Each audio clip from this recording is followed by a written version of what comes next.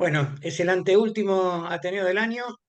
El próximo es de Alejandro Villamil, de Fibrilación Auricular, y este intenta hacer un resumen muy rápido de lo que fue el Congreso Europeo en Ámsterdam de Cardiología y de un evento al que concurrieron Gaby Micali y Melina en Chicago. Así que adelante, Melina.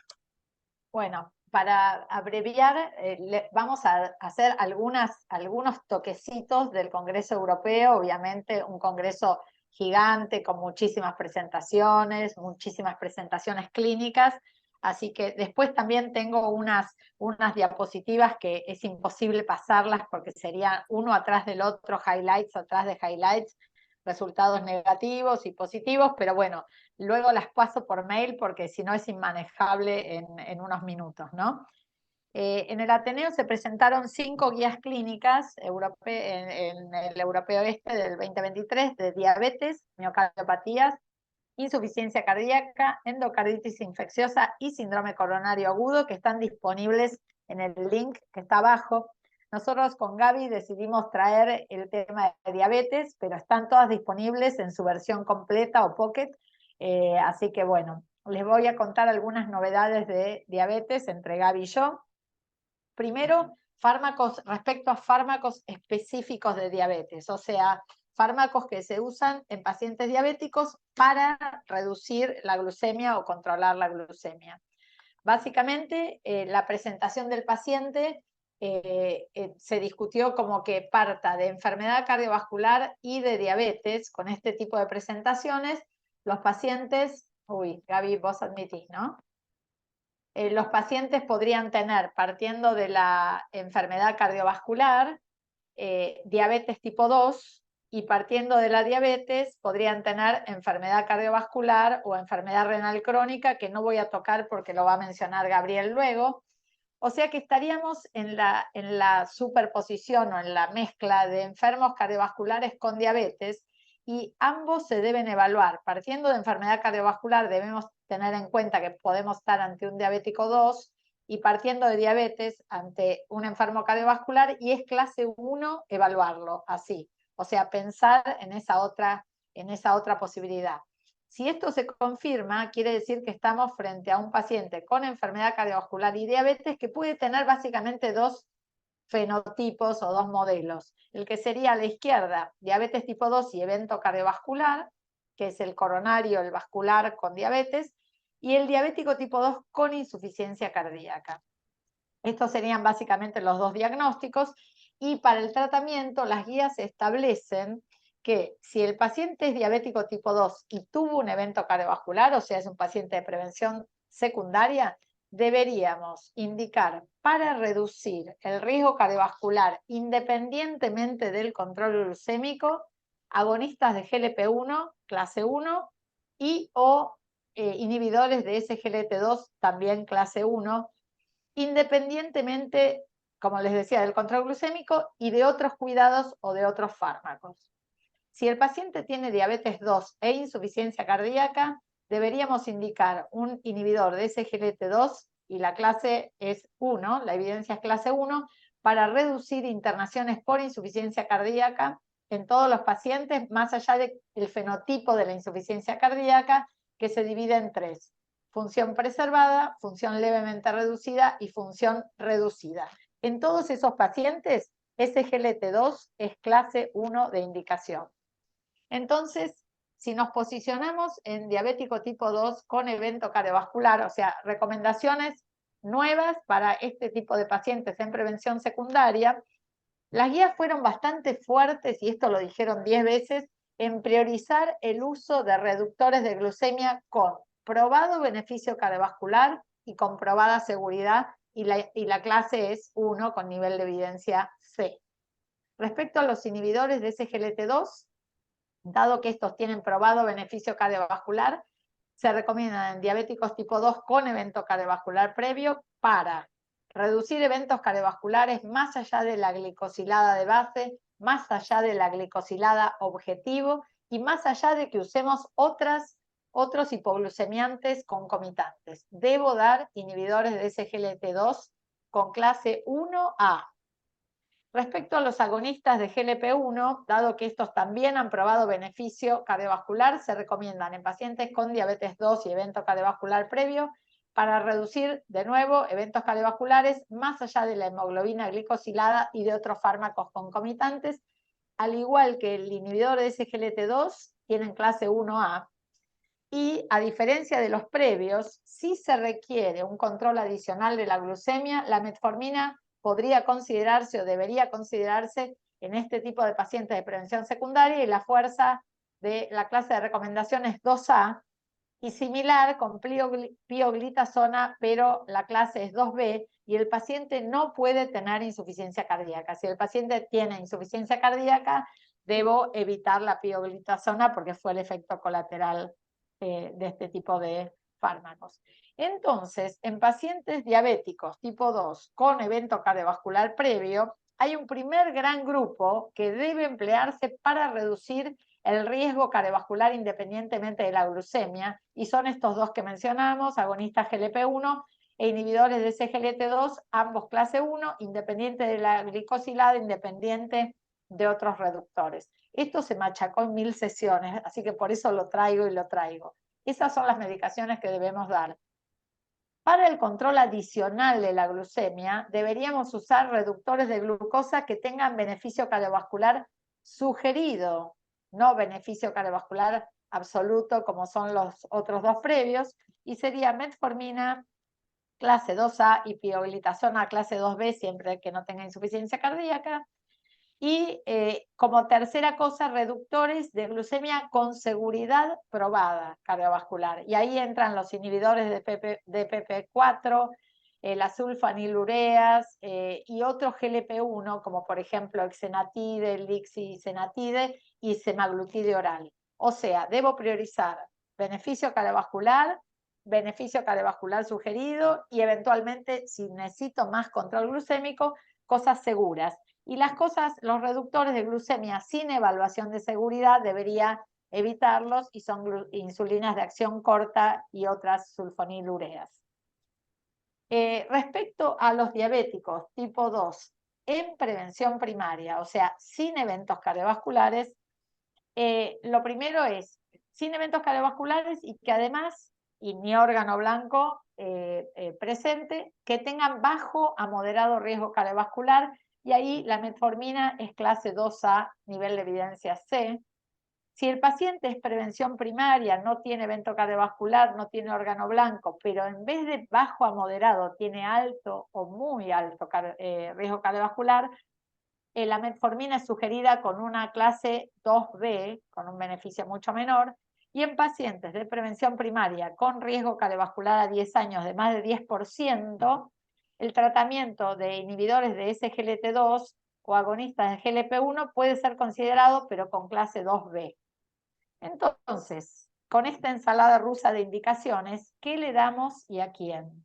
Y está por ahí esta gráfica que tiene la guía nueva de diabetes europea, es por ahí de bastante ayuda. Empezando por la izquierda, pacientes de bajo o moderado riesgo sin evento cardiovascular ni órgano blanco, que tengan riesgo cardiovascular menor del 10%. Esto no es muy común, que sean diabéticos, jóvenes, para que no les dé el riesgo alto, que no tengan órgano blanco, etc. En ese caso, en ese grupo de pacientes especial, metformina tiene indicación 2A, perdón. Sí, estamos ante un paciente que tampoco tiene eventos cardiovasculares ni daño de órgano blanco, pero el riesgo da más de 10%, o sea que estamos ante alto o muy alto riesgo, pero no tuvieron un evento previo. Metformina, inhibidores de SGLT2 y o agonistas de GLP-1 son clase 2B. Y finalmente, en todos nuestros pacientes de prevención secundaria, evento cardiovascular previo, inhibidores de SGLT2 y o agonistas de GLP-1 son clase 1. O sea, cuando tenemos un individuo de muy bajo riesgo, sin eventos, sin scores de riesgo, sin daño de órgano blanco, la metformina aplica de tipo 2A, y en el de muy alto riesgo con eventos son los ISGLT2 y agonistas GLP-1, uno, el otro o ambos, y en el medio las dos cosas son posibles con clase 2B. Esto respecto a los fármacos específicos de diabetes. que se discutió en la guía, que se presentó en la guía para lípidos en diabéticos tipo 2. De nuevo, la guía volvió a decir no hay diabéticos de bajo riesgo, moderado, alto o muy alto, y las metas de LDL en diabéticos, perdón, se me pasa al mover el cursorcito, en moderado riesgo son LDL menor de 100, en alto riesgo son LDL menor de 70 y en muy alto riesgo LDL menor de 55. De nuevo, las guías ratificaron la cosa exigente de las metas muy bajas del LDL. Específicamente, respecto a metas y respecto a fármacos a usar en diabéticos, en pacientes diabéticos de muy alto riesgo, el LDL, como por ejemplo prevención secundaria, debe ser menor de 55 con reducción de más de la mitad. O sea, además de menos de 55, tengo que lograr una reducción importante. En diabéticos tipo 2, además, con muy alto riesgo, se plantea, la guía refuerza un segundo objetivo, un objetivo secundario, que es el colesterol no HDL, que es muchas veces un olvidado, que sea menos de 85 si hay muy alto riesgo y menos de 100 si es alto. O sea que refuerza que tengamos esto en cuenta y la clase de recomendación es 1. En cuanto a los tratamientos, acá la guía nueva fue muy fuerte el foco en el tema de las combinaciones. Tratar de usar combinaciones en los pacientes diabéticos. Desde ya, las estatinas son primera opción en diabéticos tipo 2, particularmente arriba de metas, clase 1A. Si la meta de LDL no es alcanzada con estatinas, la indicación es rápidamente una recomendación con una combinación con ezetimibe y también es clase 1, nivel de evidencia B.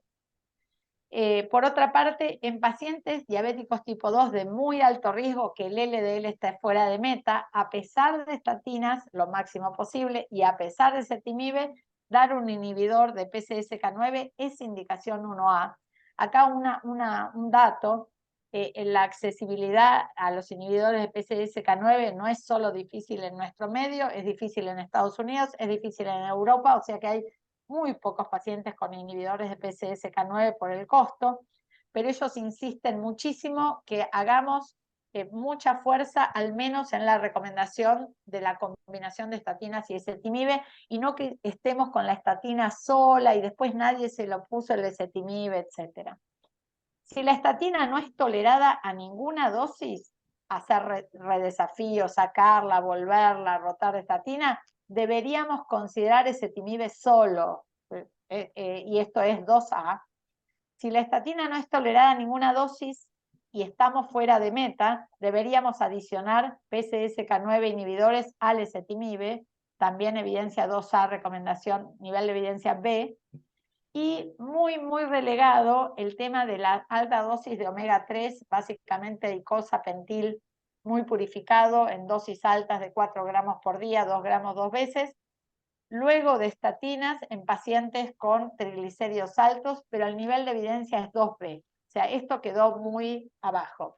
El foco nuevamente, énfasis en las combinaciones. ¿Qué propuso la guía respecto a la antiagregación? Esto para Julián Kempf, igual no es nada especial.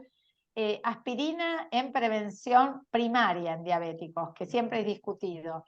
La guía vuelve a decir, a priori en prevención primaria en diabéticos no estaría recomendado, pero si el diabético tiene alto o muy alto riesgo y tiene realmente bajo riesgo de sangrado, podríamos usar aspirina en baja dosis, pero la recomendación es 2BA con nivel de evidencia. O sea, una recomendación suave en prevención primaria para aspirina en baja dosis, solo teniendo en cuenta que el paciente sea de mucho riesgo y bajo riesgo de sangrado. Respecto a la antiagregación en prevención secundaria, particularmente en pacientes que van a ser revascularizados, la guía, bueno, divide desde ya en síndrome coronario agudo y síndrome coronario crónico, agudo a la izquierda, crónico a la derecha. En síndrome coronario agudo, que vaya angioplastia, PCI, la guía propone algo clásico, doble antiagregación de aspirina y prasugrel o ticagrelor como clase 1, todos son pacientes diabéticos desde ya, por 12 meses, Y después, de los 12 a los 36, clase 1 es baja dosis de aspirina sola, y clase 2A es doble antiagregación, dependiendo del riesgo de sangrado. Podríamos dejar doble antiagregación. Después de los 3 años, de los 36 meses, siempre sería clase 1 aspirina en baja dosis. Y si fue a CABG, a cirugía de revascularización coronaria, luego de haber sido, o sea, con un síndrome coronario agudo previo, la propuesta es doble antiagregación con aspirina, iprasugrel o ticagrelor. Esperen que admito a Larita. No, ya lo Doble admití, antiagregación. Ah, admití yo. perdón. Doble antiagregación con aspirina, iprasugrel o ticagrelor clase 1, y al año ya aspirina de ahí en adelante. Si estamos ante un paciente con un síndrome coronario crónico que va en forma electiva a angioplastia o a cirugía, la propuesta es doble antiagregación de aspirina, iprasugrel o ticagrelor clase 1 por 6 meses. Es una angioplastia que no está en el marco del síndrome coronario agudo, pero es un paciente diabético. Y después de los 6 meses, baja dosis de aspirina en adelante, clase 1. Y si el paciente va a cirugía en forma electiva, desde el inicio aspirina. Nada nuevo, pero bueno, un refuerzo de todo lo clásico, teniendo en cuenta que estamos en un escenario de diabéticos que tienen más chance de restenosis. Y por otra parte, en pacientes que además de enfermedad coronaria tienen enfermedad arterial periférica sintomática, la recomendación de rivaroxaban en baja dosis adicionado a la aspirina, en dosis de 2.5, perdón, 2 veces diarios, con clase de recomendación 2A, nivel de evidencia B. Bueno, que en insuficiencia cardíaca en pacientes diabéticos, en el paciente diabético tipo 2 siempre tenemos que tener en cuenta que es un paciente que puede tener riesgo de insuficiencia cardíaca, así que estar atentos a signos y síntomas de insuficiencia cardíaca o alteraciones del electro. Si esto está presente frente a la sospecha, hacer dosaje de marcadores NT, ProBNP o BNP con los niveles que sean confiables para normalidad. Si esto es positivo, o sea, si el paciente es diabético, tiene algún signo o síntoma y tiene marcadores positivos, deberíamos hacer un ecodoppler para descartar cosas estructurales o funcionales, y si esto es positivo, estaríamos confirmando el diagnóstico de insuficiencia cardíaca y deberíamos definir el fenotipo, como se habló en el último Ateneo de insuficiencia cardíaca, sabiendo que habría 3 fenotipos: el de fracción de eyección reducida menor de 40%, levemente reducida de 41 a 49, perdón, o 50% que es fracción preservada. Con estos 3 fenotipos, entonces estaríamos diabetes más uno de los 3 fenotipos. Y acá la guía presenta algo interesante. Ellos plantean cuál es el impacto de los ISGLT2, que son básicamente especiales para este grupo de pacientes diabéticos con insuficiencia cardíaca, en 5 escenarios clínicos distintos del diabético. El diabético de alto riesgo, el diabético con insuficiencia renal crónica, el diabético con insuficiencia cardíaca y función preservada, el diabético con insuficiencia cardíaca y función reducida, y el paciente que se empeora y se interna por insuficiencia cardíaca. Los riesgos desde ya son muy diferentes, y los estudios que avalan el impacto de los inhibidores de SGLT2 son todos controlados, randomizados, y fíjense que el número necesario a tratar de estos pacientes, dependiendo, por ejemplo, el diabético de alto riesgo, tengo que tratar a 96 a 400 para evitar un evento. En el diabético con insuficiencia renal crónica tengo que tratar alrededor de 100 para evitar un evento. En la insuficiencia cardíaca con función preservada, alrededor de 60. En la insuficiencia cardíaca con función reducida, alrededor de 25. Y si el paciente se interna por empeoramiento de insuficiencia cardíaca, con tratar 10 ya logro evitar un evento. Entonces, recordar ISGLT2 en pacientes diabéticos en todo el espectro de la insuficiencia cardíaca tiene mucho impacto, en insuficiencia renal crónica y en diabéticos de alto riesgo. Entonces, las recomendaciones para insuficiencia cardíaca son evaluar, siempre tenerlo en la cabeza y pedir marcadores, clase 1, y SGLT2, DAPA, EMPA y sotaglifosina para reducir internaciones y muerte cardiovascular, es indicación 1A.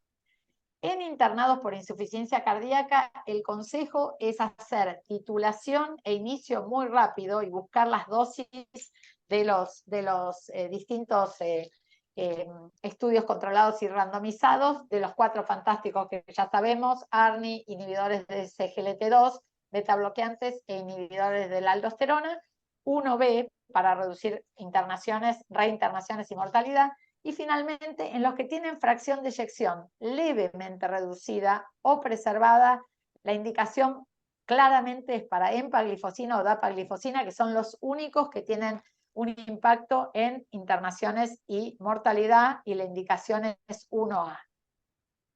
Bueno, en lípidos, rápidamente, ya no en guía de diabetes, sino cosas que se hablaron de lípidos: reducción del LDL,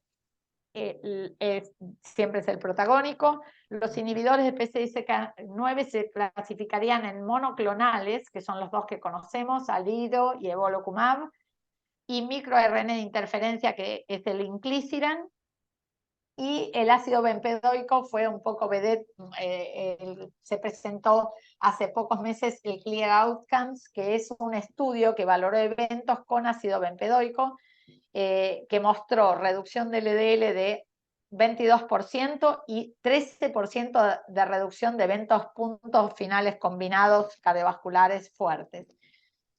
Respecto a esta medicación, el ácido bempedoico actúa, si las estatinas actúan a nivel del ciclo de síntesis del colesterol, a nivel de la HMG-CoA reductasa, el bempedoico es una prodroga que se activa con una enzima que se llama acetil-CoA sintetasa y pasa a droga activa, e inhibe una liasa, una ATP citrato liasa, aguas arriba de la estatina. O sea, actúa en el hígado, pero antes del sitio de acción de la estatina. Lo interesante del bempedoico es que esta acetil-CoA sintetasa no está en el músculo esquelético, entonces prácticamente no hay chance de que produzca per se ningún tipo de mialgia, miopatía, etc. Así que el bempedoico es una de las vedettes, prodroga que pasa a droga activa. La enzima convertidora no está en el músculo, o sea que es clave para pacientes con intolerancia a las estatinas, y el Clear Outcomes mostró reducción de eventos. La posología es un comprimido de 180 miligramos por día, y están ya disponibles en nuestro país todos estos que les marqué, monoclonales, Praluent y Repata, están hace alrededor de 3 años. El microRNA de interferencia inclisiran se llama Cybrava en Buenos Aires, en Argentina, perdón, está hace un mes o un par de meses. Y el ácido bempedoico está disponible ya y se llama Benlipid, y hay una sola dosis, es de 180. Así que bueno, estas moléculas que ya disponemos. Esta una novedad, un inhibidor de la CETP, habitualmente se llama obicetrapib.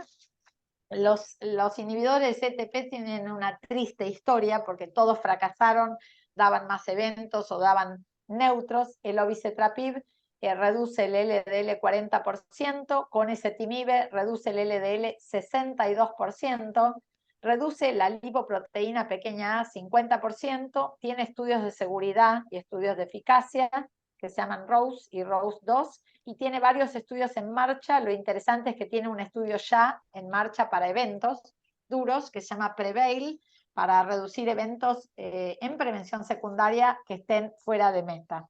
Así que obicetrapib a mis ojos es muy interesante. Se presentaron algunas cosas de estudios en marcha para reducir la lipoproteína pequeña a, que como todos saben es un factor genético que es básicamente no modificable. Olpasiran, el estudio Ocean, y el estudio Pelacarsen, Horizon, están en marcha. No hay datos todavía de eventos, pero ambos buscan saber si reducir la LPA un montón, bajan 90% la LPA, se traduce en eventos.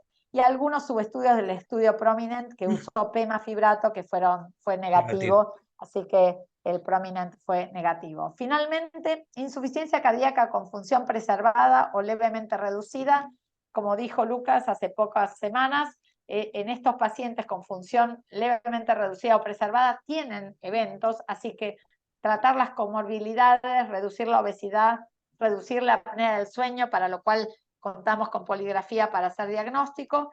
Y en el catálogo de qué le damos a estos pacientes hay poco. Le damos diuréticos para mejorar los síntomas y la congestión, y ya sabemos que para reducir eventos, inhibidores de SGLT2 son ambos posibles. En PAIDAPA se presentó un estudio, bueno, esto para mostrarles que hay que indicarlos con clase 1, 1A en PAIDAPA y 1C los diuréticos para síntomas. Se presentó un estudio con Wegovy. Wegovy es una formulación recargada del Ozempic, es semaglutide en dosis muy altas de 2.4. Se presentó en pacientes obesos con insuficiencia cardíaca y función preservada. Un estudio chico, pero fue muy impactante, sonó muchísimo porque los pacientes mejoraron insuficiencia cardíaca, calidad de vida, test de marcha, score de disnea, y bajaron de peso. Justamente en esto, hace muy poco se presentó también un estudio SELECT en 17.000 pacientes con Wegovy, o sea, semaglutide, como un Ozempic recargado de 2.4, que mostró reducción de eventos cardiovasculares impresionante. Este estudio no se presentó en el europeo, pero se publicó. Así que a estos pacientes le podríamos agregar por el estudio STEP-HF agonistas de GLP-1. Sigue Gaby Weissman, le paso la posta a Dale. Gaby. Bueno, pasame vos las diapos porque no, yo Sí. no las no tengo compartiendo.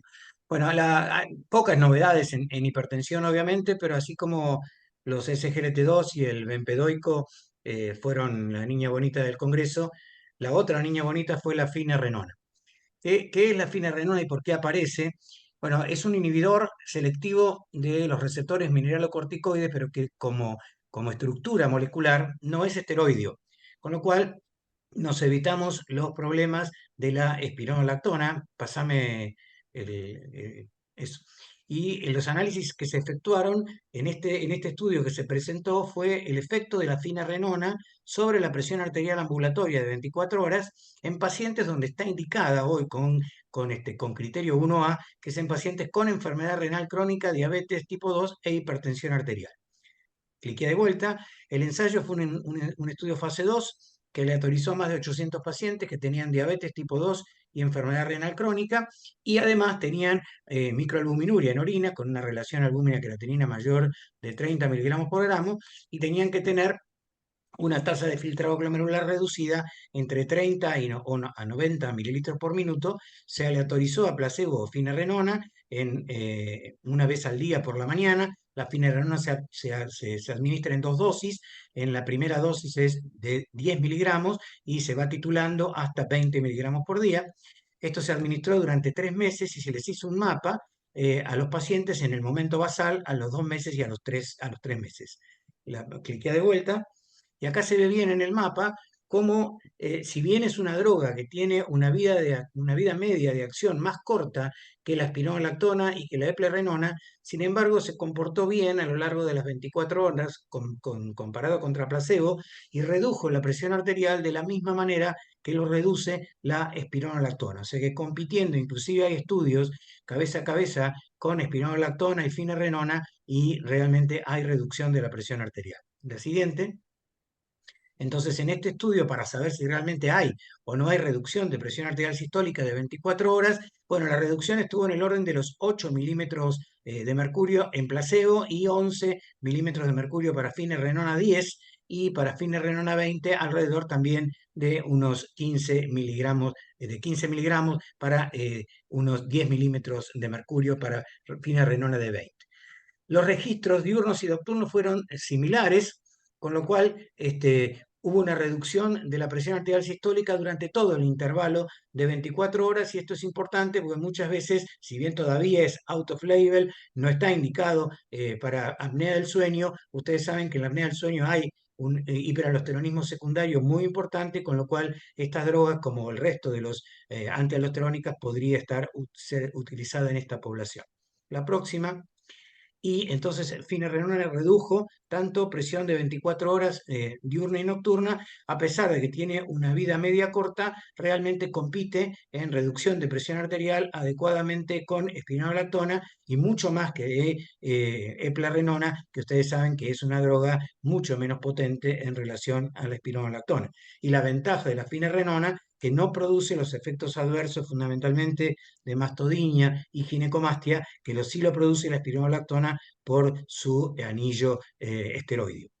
El otro estudio, la siguiente, que se presentó, y con esto yo termino, así le doy lugar a Gaby, es un estudio para evaluación ya no de reducción de presión arterial, sino de protección renal. Y esto es muy importante porque estamos hablando de un antialdosterónico que se postuló que podía ser utilizado en la enfermedad renal crónica.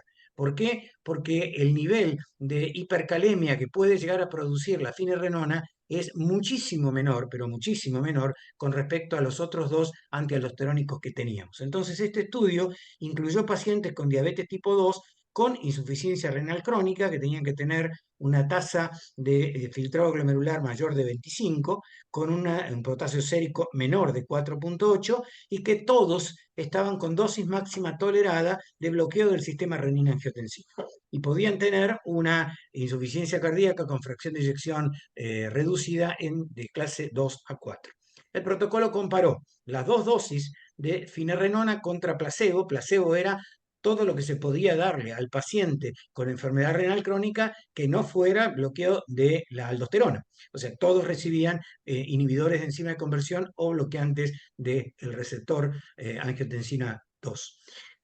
Los outcomes fueron outcomes duros con el compuesto cardiovascular y con el compuesto renal también, que era el tiempo que se tardaba en desarrollar insuficiencia renal crónica sostenida o un porcentaje importante de disminución de la tasa de filtrado glomerular o muerte por causa renal.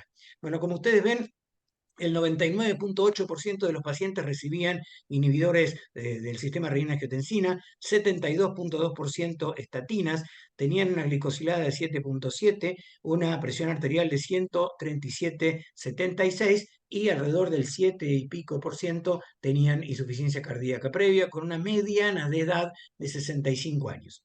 Acá se ven que tenían un promedio de filtrado glomerular de 58 mililitros por minuto y una media de microalbuminuria importantísima de 515 miligramos por gramo de creatinina.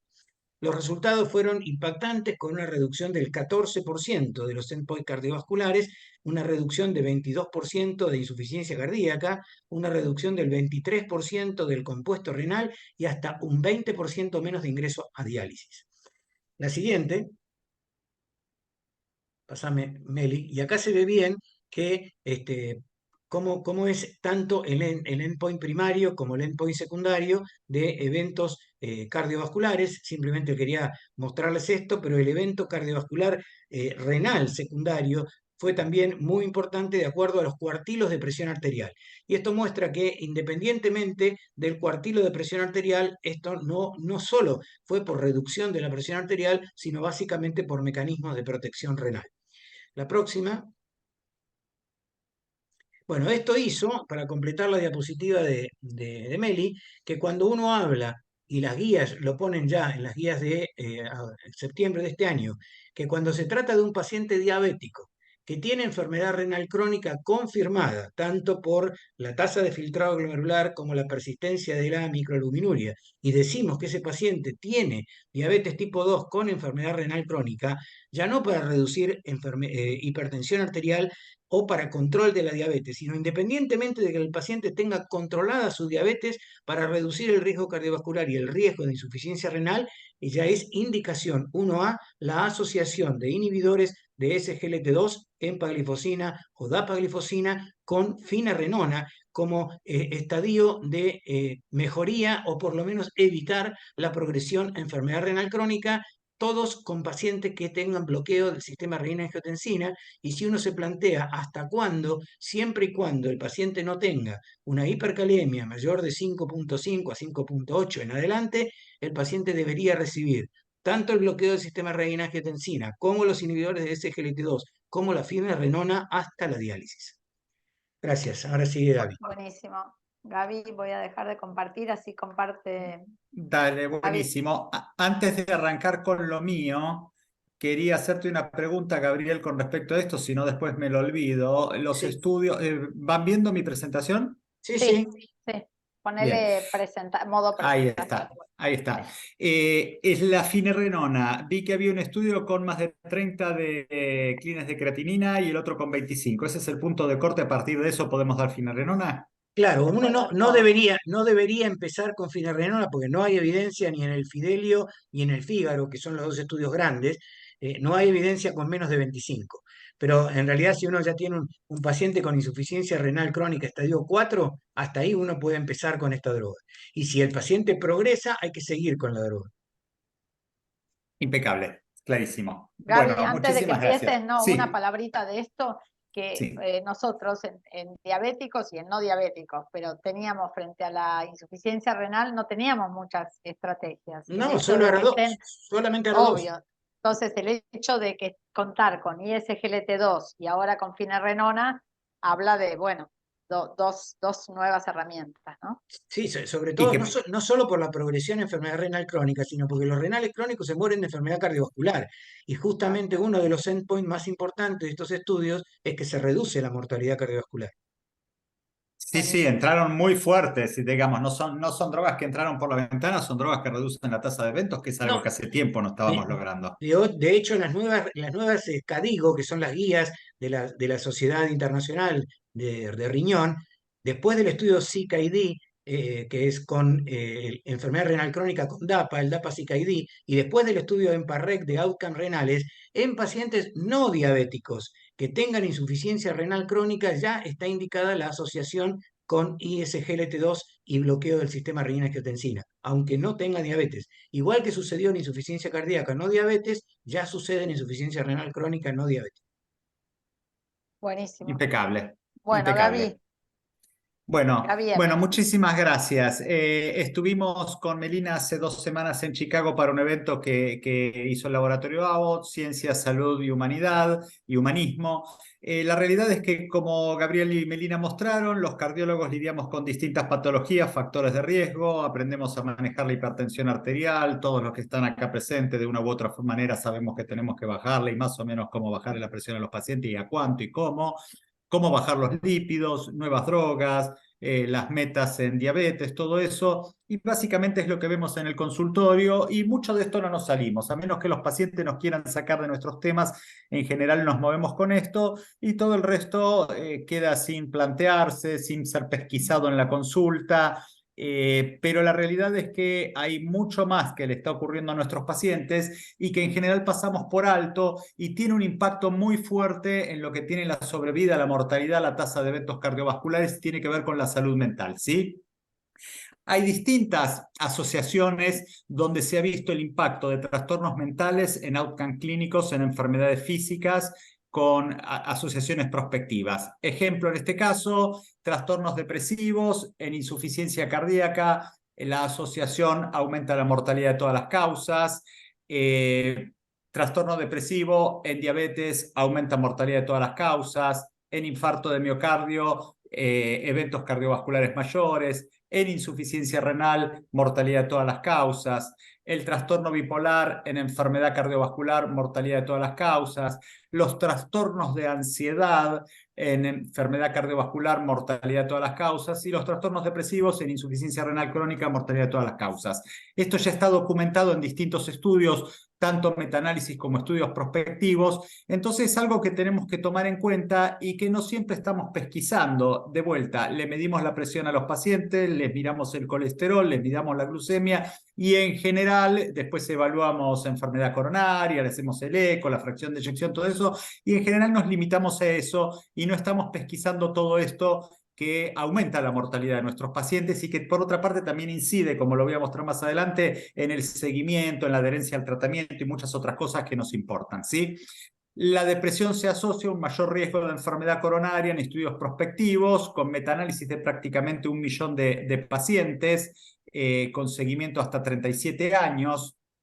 Hay una relación bidireccional entre trastorno depresivo mayor y cardiopatía isquémica bidireccional, que quiere decir que los pacientes depresivos tienen más enfermedad coronaria, más enfermedad isquémica, y que los pacientes con cardiopatía isquémica a su vez tienen más trastorno depresivo. Por otra parte, los pacientes con trastornos depresivos tienen malos hábitos que empeoran su salud cardiovascular y muchas veces es pasado por alto por los médicos. Sabemos que trastorno depresivo tiene más consumo de alcohol, más consumo de tabaco, más sedentarismo, menos actividad física, dieta de peor calidad y también tiene más trastornos del sueño. De la misma manera, los trastornos de ansiedad y el trastorno bipolar. Nadie está pensando en que nosotros hagamos el diagnóstico de un trastorno bipolar en la consulta cardiológica, pero sí tener presente sobre todo la patología que tiene que ver con el trastorno de ansiedad y el trastorno depresivo. Hay evidencia de asociación, por otra parte, entre factores de riesgo y trastornos mentales. Sabemos que la viudez está más relacionada con trastornos depresivos y con peor evolución en los pacientes, también la disfunción sexual, síndrome de intestino irritable. La asociación de 4 o 5 factores de riesgo metabólico tienen más prevalencia de trastorno depresivo, abuso en la infancia, estrés laboral y obesidad. Sabemos que los pacientes que han tenido un accidente cerebrovascular y evolucionan, a ver, obviamente que todos se van a poner tristes y van a tener algo de depresión, pero aquellos que califican, según los psiquiatras, como trastorno depresivo mayor, tienen claramente más mortalidad independientemente de la magnitud del evento neurológico. Y en síndrome metabólico y depresión también encontramos una relación bidireccional. Los pacientes con síndrome metabólico tienen más depresión y viceversa. El trastorno depresivo, nosotros sabemos los cardiólogos, después de todos los estudios con proteína C reactiva, que a mayor inflamación y que hay un fenómeno inflamatorio en la arteria, en la placa aterosclerótica, y estos pacientes les va mal, tienen más eventos cardiovasculares. Sabemos que los pacientes con depresión tienen más prevalencia de fenómenos inflamatorios y peor evolución, exactamente como en la enfermedad coronaria. Entonces uno se plantea qué es antes, el huevo o la gallina, y como mencioné antes, tienen una asociación bidireccional.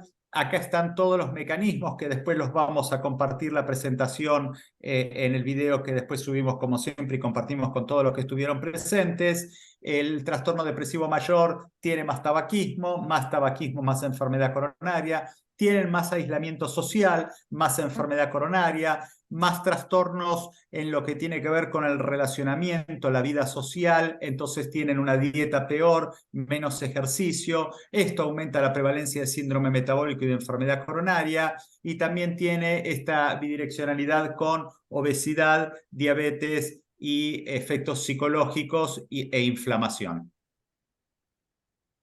Los mecanismos inflamatorios, como mencioné antes, también se asocian en ambas patologías, y la relación es complicada en el sentido de que los que tienen trastorno depresivo tienen más inflamación, más evento coronario es un circuito vicioso. Por eso es importante el tema del seguimiento y de tenerlo en cuenta. Después voy a hablar de lo que tiene que ver con el manejo de estos pacientes. Obviamente nosotros no estamos preparados en general para dar antidepresivos, para hacer diagnósticos, pero sí tenemos que pesquisarlo y hacer la intervención que corresponde, poner las cartas sobre la mesa en el consultorio. Ya se sabe en psiquiatría, los pacientes con depresión tienen aumento de citoquinas inflamatorias, tienen aumento de proteína C reactiva y tienen más prevalencia de enfermedad aterosclerótica vascular.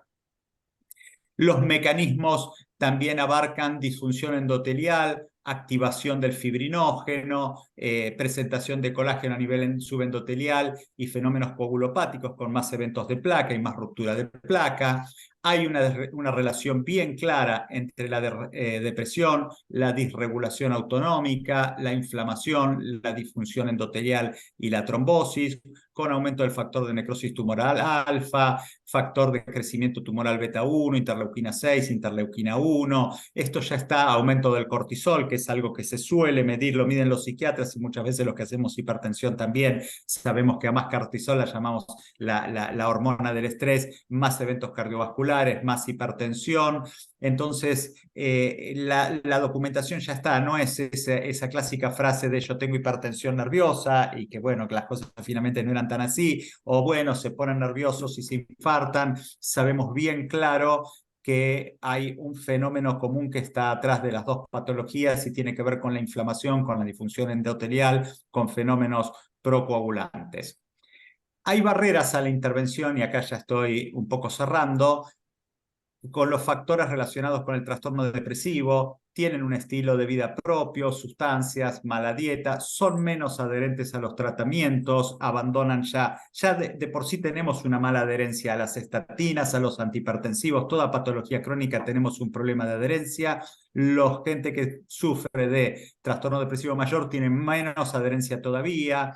Hay falta de conciencia, una alteración en la percepción en todo lo que tiene que ver con los síntomas físicos y en la capacidad de expresarlos y de llevarlos a la consulta. Hay un estigma de lo que es la enfermedad que está relacionada con la salud mental. Es muy fácil decirle al paciente, esa manchita que me está mostrando, vaya y muéstresela al dermatólogo, o ese dolor de abdominal, sí, hágase la endoscopía, le hacemos el riesgo, pero arréglelo con el gastroenterólogo, y a nadie le molesta eso. Pero cuando pesquisamos el trastorno depresivo o el trastorno de ansiedad, que vemos que se está saliendo de lo que uno percibe como algo normal, tenemos que hablar a los pacientes y dirigirlos hacia psiquiatría, hacia la consulta. Muchas veces te dicen, yo ya voy al psicólogo, hago terapia, muy lindo, no nos metemos con eso, pero cuando el paciente no puede salir y además tiene otros factores de riesgo y sabemos que tiene mayor riesgo de enfermedad cardiovascular, enfermedad coronaria, tenemos que orientarlos hacia el psiquiatra, aunque sea una consulta para darle la posibilidad al diagnóstico o a la implementación del tratamiento que corresponda. El paciente con depresión en general tiene mucha queja, la consulta es una queja, es un lamento persistente y muchas veces hablamos de síntomas psicosomáticos y tendemos a minimizar el síntoma del paciente y a veces nosotros nos pasamos por alto, de ahí a la necesidad de usar estudios complementarios para objetivar y no desmerecer esa molestia en el pecho y decir no es coronario, hagamos estudios funcionales, hagamos más eco, estémosle encima a los pacientes que vienen con este tipo de quejas. En general reciben una asistencia subóptima. Nosotros no estamos entrenados a tratar tanto con este tipo de gente. A veces nos creemos que sí, pero les perdemos la paciencia.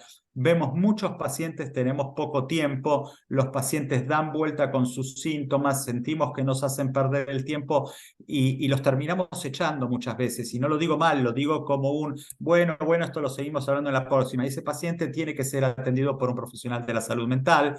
Es complejo, falta tiempo, sobre todo hay mucho estigma, el paciente te puede decir, doctor, yo no estoy loco, entonces hay que trabajar un poco esto y la idea era traerlo un poco a ponerlo sobre la mesa. Concluyendo, personas con trastorno depresivo son personas de riesgo mayor para enfermedad cardiovascular.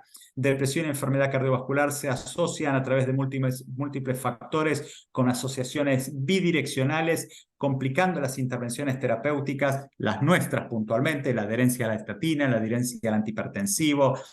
Acuérdense en este momento todos los pacientes que se quejan de dolores musculares, articulares o de cuero cabelludo, de lo que sea, y que quieren dejar la estatina y que no necesariamente tienen la CPK elevada y una miositis, e independientemente de que ahora tenemos el ácido bempedoico, los podemos mudar hacia ahí. Muchas veces estos pacientes se quejan de la vida porque tienen un trastorno depresivo y necesitan ser vistos por un psiquiatra.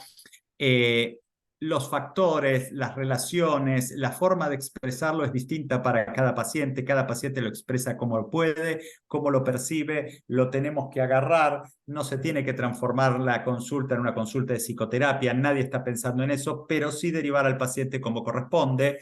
Y tenemos que hacer intervenciones que tienen que ser simultáneas a todo nivel y personalizada y trabajar conjuntamente con el profesional de salud mental.